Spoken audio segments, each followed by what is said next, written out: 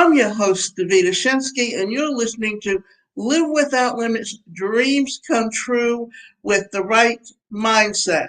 And today we're talking about, can you set healthy boundaries with your family and what it looks like, and three communication tips. To set healthy boundaries with family is hard. As you get older, you might realize that your parents or certain family members have toxic behaviors that you simply can no longer put up with. So you draw a line in the sand. This is something that I had to learn to do with my own family because I had a mother that was very toxic.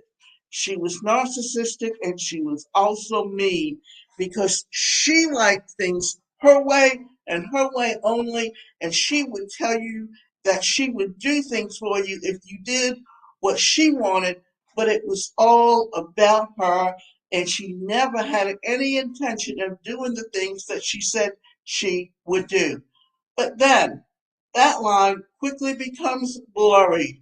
You might struggle to stick with your boundaries, or you might constantly find yourself in situations where others are crossing the lines that you've drawn, or that you're being pulled in different directions. You tried the simple stick to your rules advice, but it hasn't worked.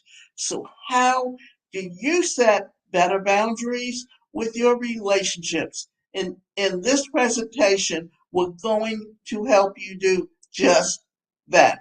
So, what are unhealthy family boundaries? Let's start with this presentation by quickly outlining what exactly unhealthy family boundaries are and why.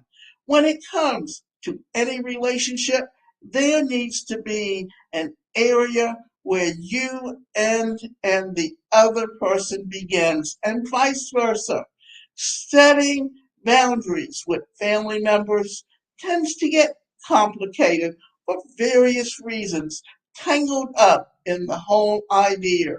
In certain families, instead of having strong and healthy bonds that tie individuals together, there, there exists a fusion due to unhealthy emotions or past trauma. For instance, this is often the case when a child becomes ill. A parent goes through an alcohol or drug addiction, or even when parents go through a divorce.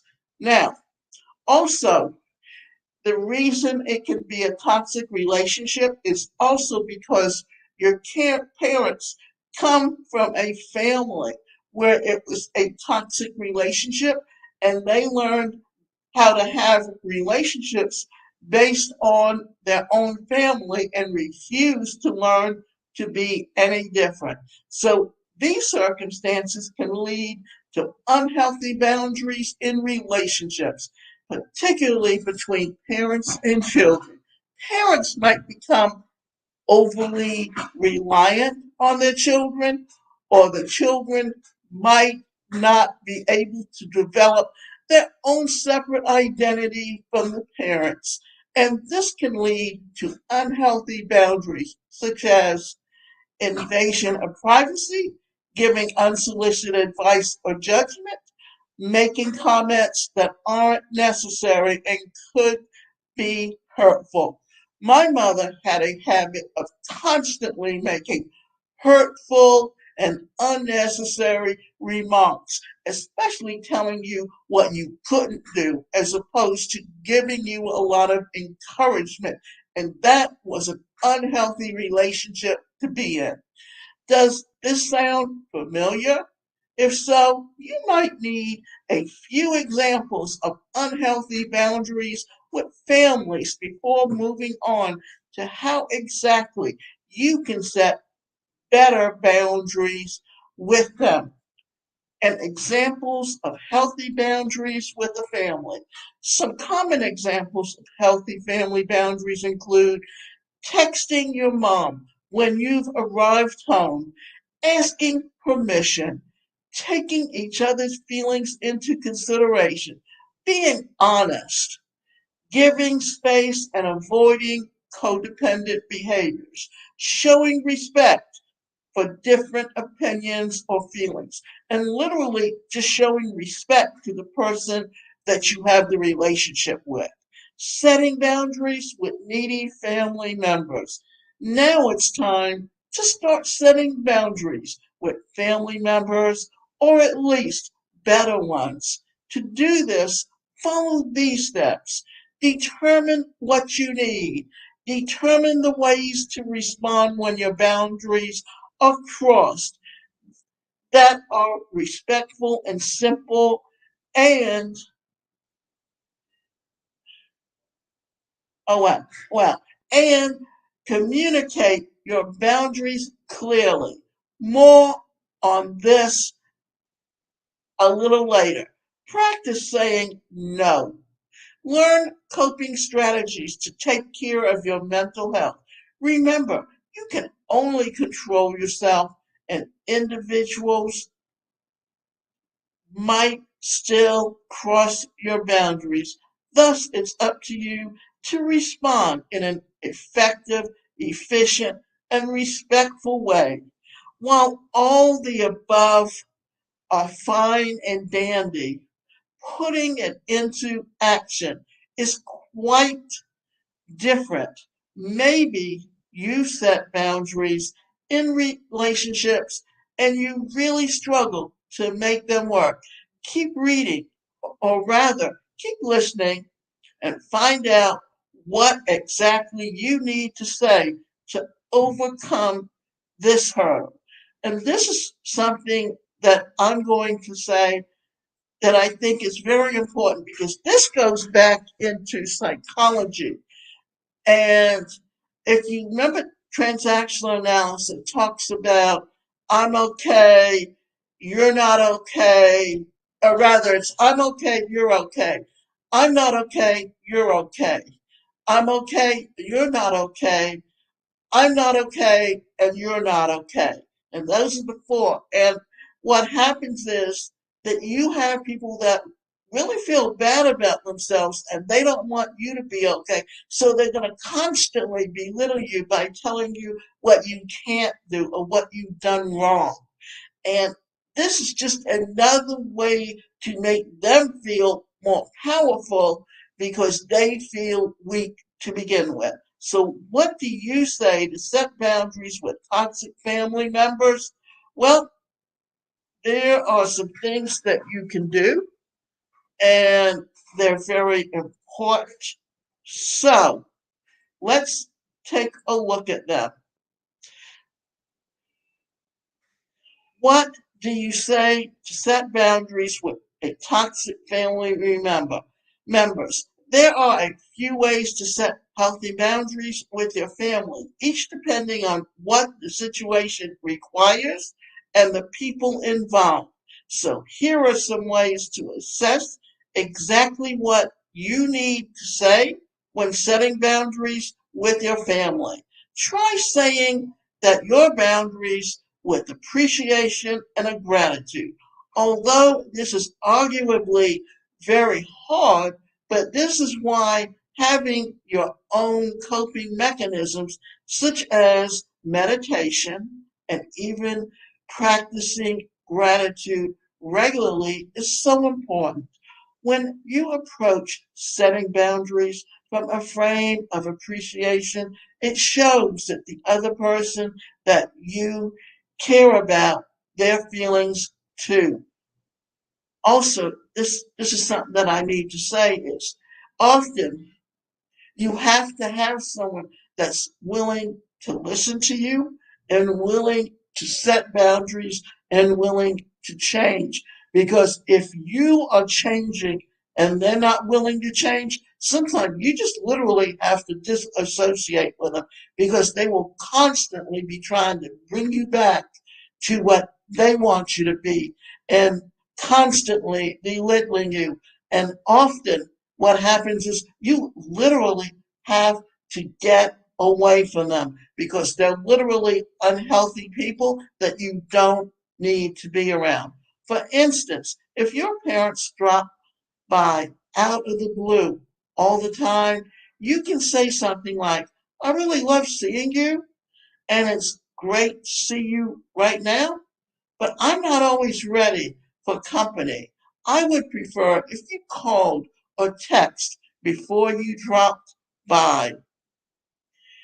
Two, be direct and specific.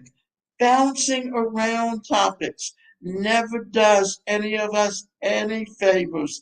Plus, when we're vague, it's easy for messages to get lost in the translation.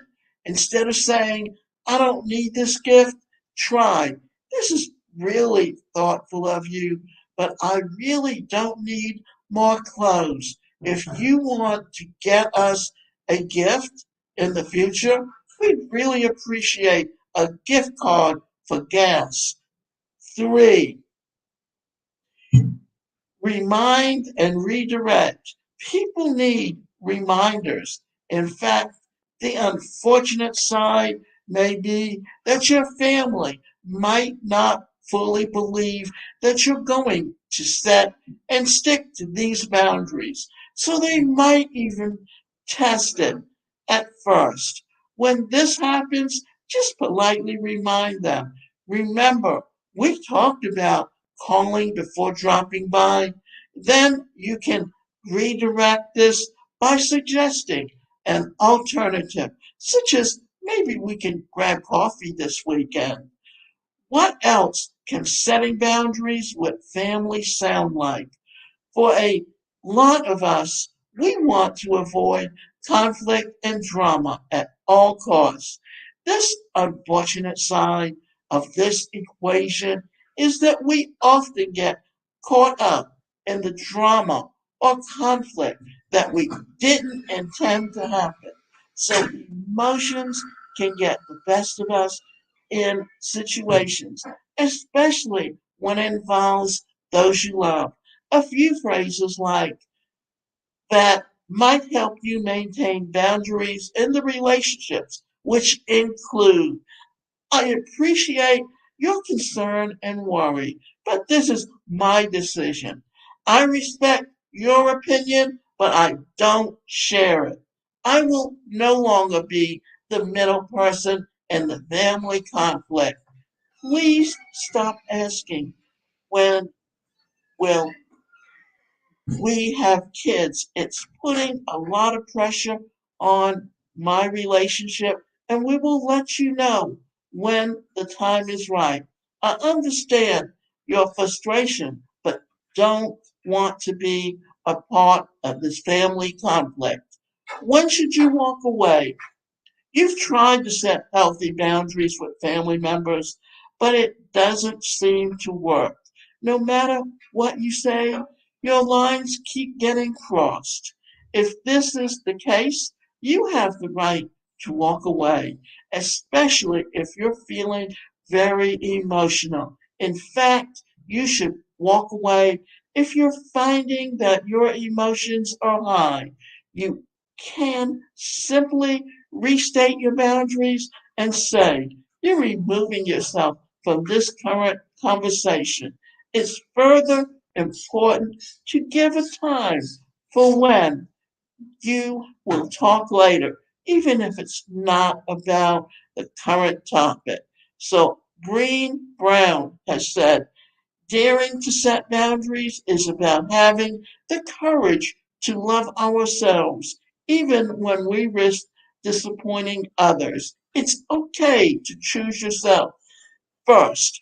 It's okay to let someone else down for the sake of your own mental health. At the end of the day, when you choose someone, it should always be you. Now, one of the things that we've been talking about is setting boundaries and making them work. Well, here's the thing. When you have to disassociate with your family, you have to disassociate with them, especially if they're toxic. I have a 5-day challenge that's called Change Your Thoughts Challenge. And on day one, we talk about those subconscious thoughts and how they affect your communication. On day two, we talk about how toxic relationships affect your mental health. On day three, wow, my finger's not going up, isn't it? Right, there you go, three. And we're going to talk about the workplace culture and communicating in a way that's not disrespectful, because understanding each other's behavioral style and that how you speak to one person may not be how you can speak to someone else and not cause conflict. On day four, we talk about changing those negative thoughts into positive ones. And then on day five, we review everything, and then we talk about where do we go from here. So to take part in that challenge, you go to changeyourthoughtschallenge.com/join the challenge. And I look forward to seeing you there.